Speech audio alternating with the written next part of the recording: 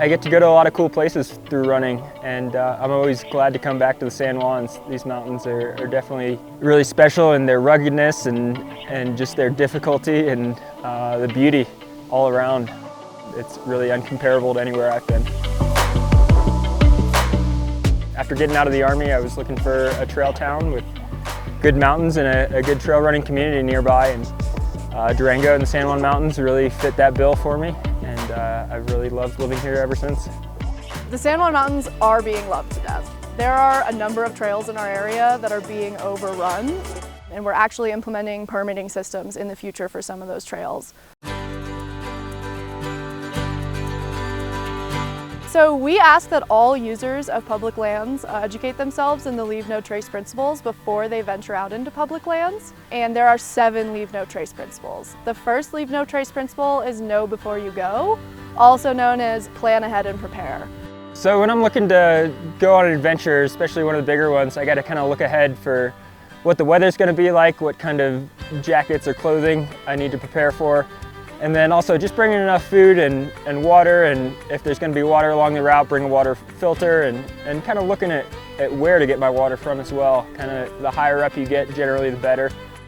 And also looking at bailout routes, so if things aren't going well that day, being able to turn around or know which route will get you back down to town or back down to safety quickly. That's always something to keep in mind. The second Leave No Trace principle is travel and camp on durable surfaces.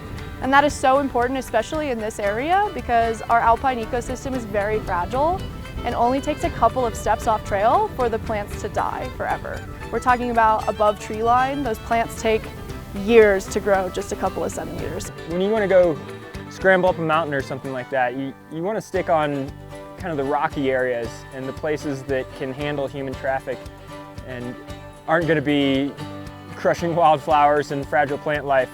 Especially up high, above 13,000 or so, plants are rare and fragile and don't need to be hindered any by foot traffic or anything like that.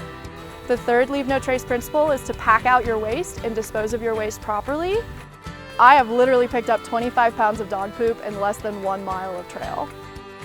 So one thing that my dad taught me is just every time you go out, just pick up a piece of trash. That way, as a community, we take care of our own trash on the trail.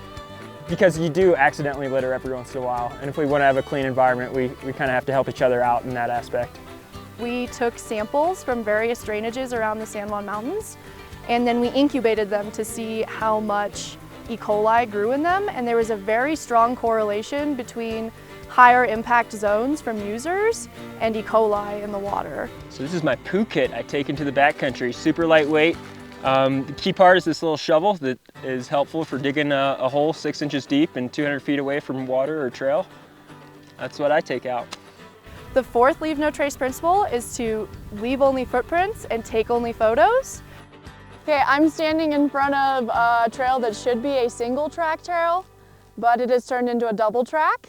And that's because the original trail over here was not draining correctly. So people were stepping off the trail to avoid the mud, and that caused a whole new trail. So when you hear people say, keep single track single, this is what they're talking about. Even if it's muddy, you don't go around the mud puddle, you run right through it. I'm sorry that your shoes are going to get muddy and wet, but it's the best possible option for the resource and the ecosystem that you're adventuring in. It's important to just get muddy and get dirty when you trail run. The fifth Leave No Trace principle is to minimize campfire impacts. The sixth Leave No Trace principle is to be respectful of wildlife. And then most importantly, being really aware that your dog can have significant impacts on wildlife. If your dog is off leash, it can really disturb a lot of wildlife if you don't have very strong voice command. And then the seventh principle is to be considerate of other users. And I think that all of the other principles kind of play into that, because if you're taking care of your waste and you're staying on trail and you're planning before you go, you should be able to minimize how much you're impacting other people's experience. I think a lot of people, when they're approached about Leave No Trace issues, they feel like they're being attacked or that somebody is accusing them of not caring about the resource that they're impacting. And I really don't think that's the case. 99% of the time, people are not intending to damage the forest that they're adventuring into. They're just unaware. And I am still learning every day. The more people that use an area, it also brings value to the area.